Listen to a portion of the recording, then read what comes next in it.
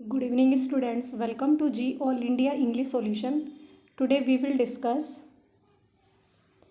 Ode to a Nightingale.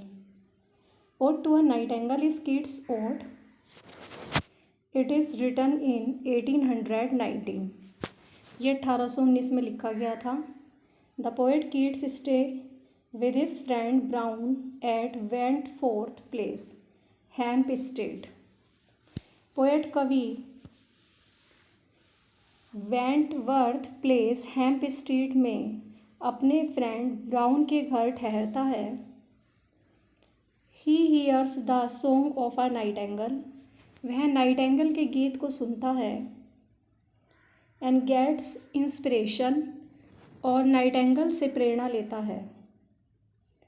He sits under a plum tree. वह plum tree के नीचे बैठता है. प्लम मीन्स होता है बेर या आप आलू बुखारा भी कह सकते हो. तो वह प्लम ट्री के नीचे बैठता है. आफ्टर 2 or 3 hours, 2 या 3 घंटे बाद, he returns with this ode in his hand. वह वापस लौटता है अपने हाथ में इस ओड को लेकर के. जैसे ही उसने नाइटेंगल को देखा, उसे प्रेरणा मिली, तब उसने ये पोएम लिखी, ode to a nightingale. Hence this ode is spontaneous. इसीलिए यह ओड स्पॉन्टेनियस है, स्वाभाविक है. स्पॉन्टेनियस या अपनी इच्छा से आने वाला. तो ओड इज़ स्पॉन्टेनियस.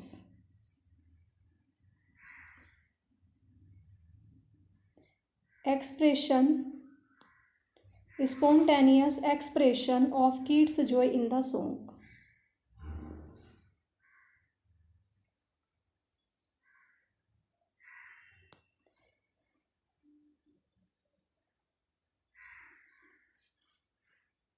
ये ओड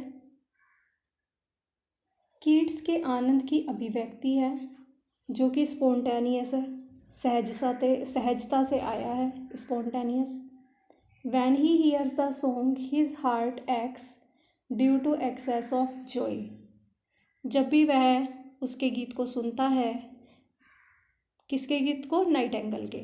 जब भी वह नाइटेंगल के गीत को सुनता है तो उसका हृदय आनंद की अधिकता के कारण, मतलब बहुत खुशी मिलती है, और उसका हृदय दुखी हो जाता, मतलब उसके हृदय में दर्द होने लगता है, पेन होता है. He wishes for a draught of wine. वह शराब की एक घूंट लेने की इच्छा करता है. सो दैट ही में escape into the beautiful world of the Nightingale. ताकि वह नाइटेंगल के सुंदर संसार से बचकर भाग सके. Then he rejects the idea. उसके बाद वह विचार रिजेक्ट कर देता है. He likes to fly on the viewless wings of poesy. Poesy means poetry. वह पोएजी के viewless means दृश्यहीन पंखों पर, मतलब दिखाई न देने वाले पंखों पर उड़ने की इच्छा करता है. He feels that if death comes to him, वह महसूस करता है यदि मृत्यु भी उसके पास आ जाए तो he will die while listening to the song of the nightingale. तो वह नाइटेंगल के सॉन्ग को सुनता हुआ मर जाएगा. तो he knows that the same song must have been heard by Ruth emperor clown and in fairy land forlorn. He knows that the same song, वह उसी गीत को जानता है जो कि रूथ, जो विडो रूथ थी, उसके द्वारा सुना गया है, सम्राट के द्वारा, रंकों के द्वारा. एंड इन फेरी लैंड फॉरलॉर्न, और परियों के देश में एकमात्र ये गीत सुना गया था. The word forlorn reminds him of loneliness. Word forlorn उसे अकेलेपन की याद दिलाता है. ही कम्स टू रियलिटी, वह वास्तविकता में आता है. Any attempt to escape is futile. बचकर भागने का जब भी वो कोई प्रयास करता है तो वो सब बेकार है. Now fancy can not cheat him. Fancy उसे धोखा नहीं दे सकती. कल्पना उसे धोखा नहीं दे सकती। वॉज इट अ विजन और अ वेकिंग ड्रीम? क्या यह एक दृश्य है, क्या एक नज़ारा है, या कोई जागते हुए मैं सपना देख रहा हूँ? Fled is the music do I wake or sleep? This is very important line, बहुत इम्पोर्टेंट लाइन है ये ओटो नाइटिंगेल की, कि क्या मैं एक दृश्य देख रहा हूँ या मैं जागता हुआ सपना देख रहा हूँ। और फ्लैट इज़ द म्यूज़िक, वह म्यूज़िक गायब होता जा रहा है। Do I wake or sleep, क्या मैं जाग रहा हूँ या सो रहा हूँ। द ओड इज़ पर्सनल, ये ओड पर्सनल ओड है इसका, ode to nightingale. Keats wrote it soon after the tragic death of his brother Tom. Keats ने अपने भाई टॉम की डेथ के बाद ही यह जल्दी पोएम लिखी थी। तो इनके ब्रदर थे टॉम, उनकी डेथ हो गई थी टीबी से, तो उनकी डेथ के बाद जल्दी ही उन्होंने ये पोएम लिख दी। There is a note of melancholy in the poem, इस पोएम में उदासी दिखाई गई है, मेलनकली का नोट है। Lines the weariness, the fever and the fret, here where men sit and hear each other groan। थकावट, फीवर बुखार या पीड़ा देने वाला, एंड तड़प, here where men sit and hear each other groan। यहाँ व्यक्ति एक दूसरे के पास बैठते हैं और अपने दुखों को सुनते और सुनाते हैं, एक दूसरे के दुखों को सुनते हैं और सुनाते हैं। The poem demonstrates Keats sensuousness, poem में किट्स की कामुकता को दिखाया गया है, सेंसुअसनेस को। It is known for beautiful word pictures, यह ब्यूटीफुल वर्ड पिक्चर्स के लिए जानी गई है पोएम। और ये जो the song of the bird is immortal, bird का जो ये नाइटिंगेल पोएट है, सॉरी नाइटिंगेल बर्ड है, तो नाइटिंगेल बर्ड का जो सॉन्ग है वो अमर हो गया है, किसके थ्रू? पोइट्री के through. Next, ode to fancy, is Keats ode, poet shower करता है, मतलब वो क्या बिखेरता है? प्रशंसा। Over the pleasure of imagination, कल्पना की खुशियों पर वह प्रशंसा की शावर करता है, बौछार करता है, मीन्स उसकी तारीफ करता है कल्पना की। Reality fails to satisfy for long as it is not perfect, वास्तविकता लंबे समय से संतुष्ट करने में फेल हो जाती है कि वो परफेक्ट नहीं है। True pleasure lies in the joys of the mind, सच्ची जो खुशी होती है ना वो हमारे माइंड के आनंद में होती है। ये ओड किट्स की सेंसुअसनेस के लिए उचित है, किट्स की कामुकता को दिखाया गया है। फेलिसिटी मीन्स होता है परम सुख, बहुत ज़्यादा सुख। तो ये पोयम किट्स की कामुकता और अभिव्यक्ति की परम सुख को दिखाता है। Ever let thy fancy roam, pleasure never is at home, fancy को घूमने दो, सदैव के लिए या हमेशा के लिए उसे रोम करने दो, भटकने दो, क्योंकि प्लेजर कभी भी घर पे नहीं रहता। खुशियाँ तो देखो आती जाती रहती हैं, तो ये एक जगह टिकी भी नहीं रहती। पोएट के कहने का यही तात्पर्य है इन लाइनों के माध्यम से। With imagination the poet enjoys the delight of the summer, the spring and the autumn even in the winter season. कल्पना के साथ पोएट समर, गर्मी, बसंत और पतझड़, यहाँ तक कि सर्दी के मौसम की खुशियों को भी एंजॉय करता है। नेक्स्ट, टू माइया अ फ्रेगमेंट, ये भी इनका एक वर्क है, to Maia fragment. Is Keats ode, ये ओड है किट्स का। Maia is the mother of Hermes Mercury, Maia Hermes Mercury की बहन है, सॉरी मदर है। तो माइया हर्मीज या मरकरी क्या है? उसकी माता Maia. She with her 6 sisters is raised to the dignity of the constellation, वह अपनी 6 बहनों के साथ नक्षत्रों के गौरव को उठाती है, रेस करती है। The name of May is named after her, May का नाम भी उनके नाम पर रखा जाता है। The poet praise to Maia to inspire him to write verse, कवि मैया से प्रार्थना करता है कि उसे पोयम लिखने में वो उसे इंस्पायर करे। It is written on May day 1818, ये पोयम टू मैया फ्रैगमेंट ये लिखी गई थी मई में, मे डे में लिखी गई थी 1818 में। Mother of Hermes and still youthful Maia May I Singh to the, कि हर्मीज की मदर कौन है? मैया। तो मैया को संबोधित करते हुए कह रहे हैं कि मदर ऑफ हर्मीज एंड, देखो संबोधन एपोस्ट्रॉफी है यहाँ पे, मार्क ऑफ एक्सक्लेमेशन दिया है। तो mother of Hermes and still youthful Maia, Hermes की मदर और अभी भी तुम क्या हो? जवान हो। मे आई सिंग टू दी, क्या मैं तुम्हारे साथ गीत गा सकता हूँ? As thou was trying hymned on the shores of Baiae, तुम बैसे के तट पर, किनारे पर तुम्हारा भजन गाया गया था। राउंडेड बाय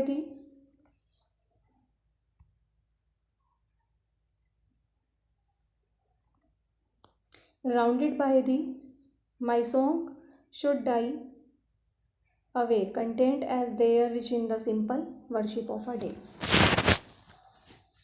तुम्हारे गीत से ही जो चारों तरफ का वातावरण था वो उससे घिर गया था, भर गया था।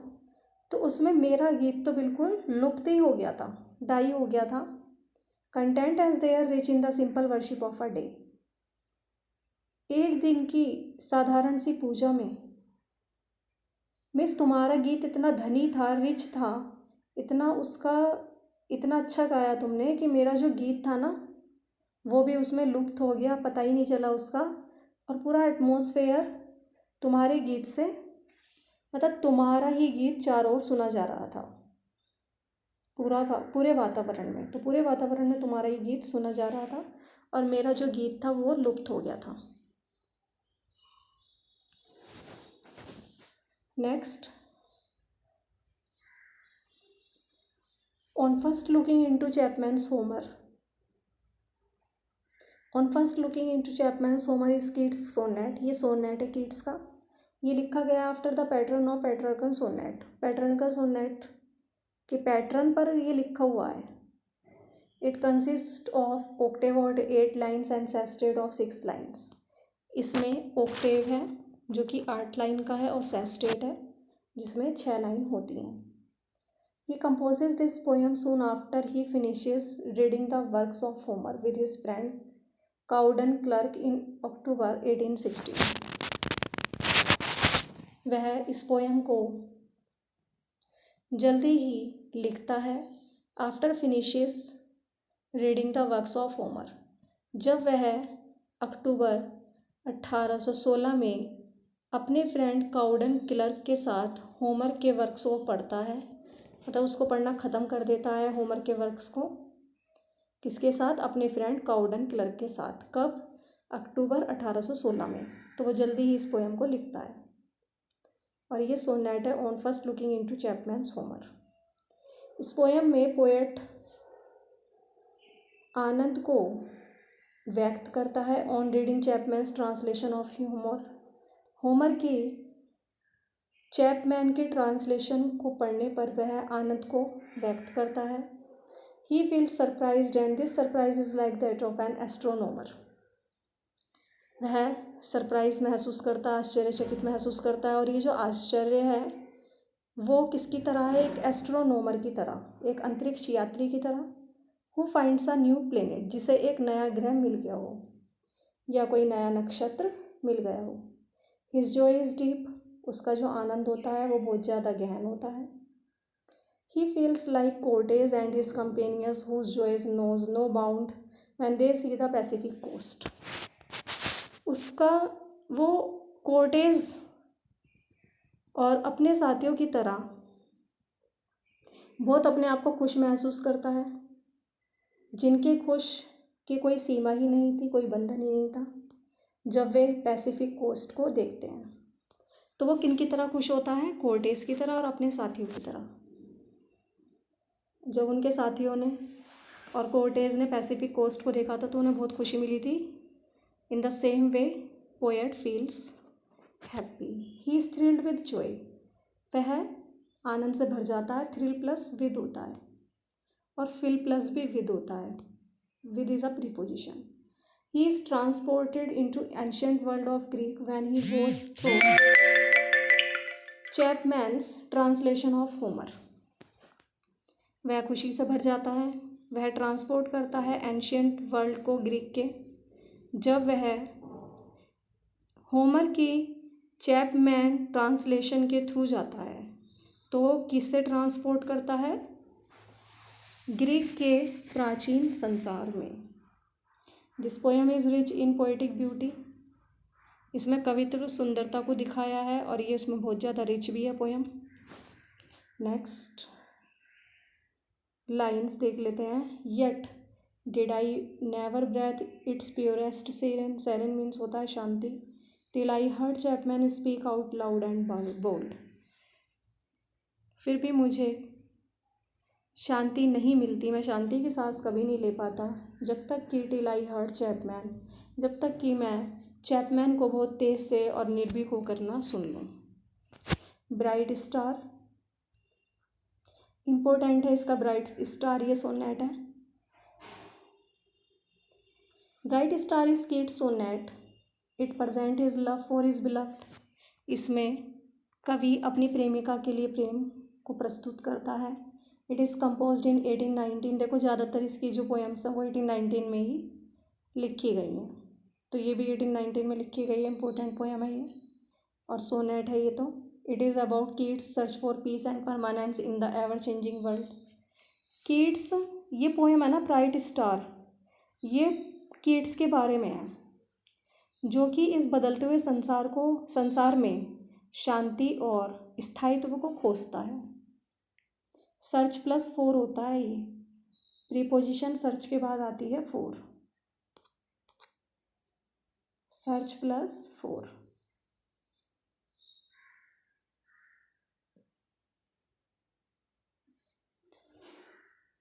He has experienced miseries and sufferings.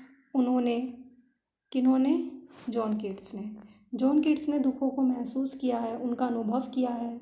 He falls in love with Fanny Brown but she does not respond to his love. वह फैनी ब्राउन से प्रेम करते हैं लेकिन वो उसके प्रेम का कभी भी उसने मतलब वह उत्तर नहीं देती उसके प्रेम का, कोई उसके बदले में रेस्पॉन्स नहीं देती। He sees a bright star and wants to be firm and strong like it. वह एक ब्राइट स्टार को देखता है, चमकीले से सितारे को देखता है और चाहता है कि वो कैसा बने? दृढ़ बने और स्ट्रॉन्ग बने उसकी तरह ही। The star is a worshipper of nature. Star प्रकृति का एक पुजारी है। He likes to take rest on the breast of his beloved. वह अपनी प्रेमिका के ब्रेस्ट पर रेस्ट करना चाहता है।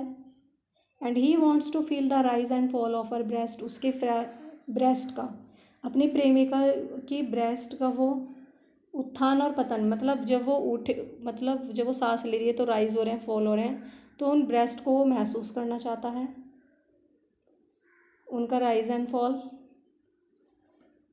ही wishes to hear the sound of her breath. वह उसकी श्वासों की आवाज़ को सुनना चाहता है। In such a blissful state. इस परम सुख अवस्था में। He likes to embrace death. यदि उसे मृत्यु भी आ जाए ना तो मृत्यु को भी पसंद कर लेगा, मीन्स मरना भी वो पसंद करेगा यदि वो इस अवस्था में है तो। There is no other better way of dying than dying in the embrace.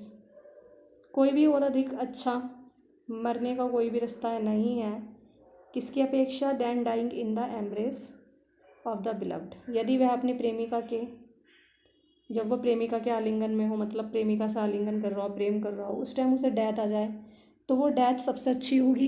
इससे अच्छा कोई रास्ता है नहीं जिसमें डेथ आ जाए। Next, the poem is remarkable for Keats sensuousness. Next time देख लेते हैं कि पोएम उचित है, रिमार्केबल है किसके लिए?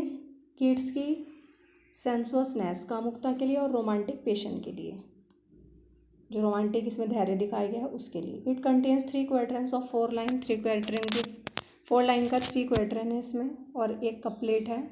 Rhyming scheme is A B C D E F G G, और पैटर्न है इसमें A B C D E F G ji.